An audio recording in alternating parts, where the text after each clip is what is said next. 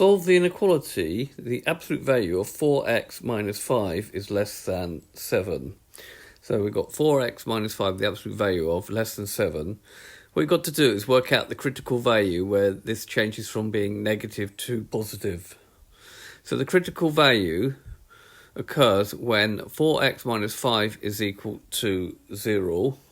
So that gives you x is 5 over 4, because that makes that 0. So now what you do is you consider it when x is less than 5 over 4, which means this will be negative, so we put a minus sign in front of it. If you take the minus sign over here, we need to remember to reverse the inequality sign, because when you multiply or divide by a negative number, you need to reverse an inequality sign, and then we just solve it. So adding 5, we're going to get 4x is equal to, is greater than minus 2.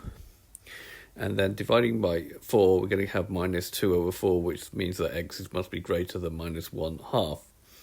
And then we do when x is greater than 5 over 4. Well, that just means this is positive. So we have 4x minus 5 is less than 7, which gives 4x. 4x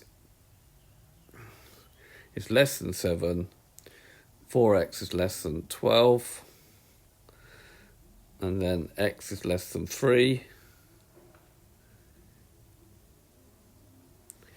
And then what we need to do is put that together. So x must be less than 3, that bigger than minus 1/2. So x must be greater than 1/2. X is greater than, minus 1/2, and x is less than 3. This has been a video to show you how to solve an absolute value inequality. I hope you've understood, and I thank you very much for watching.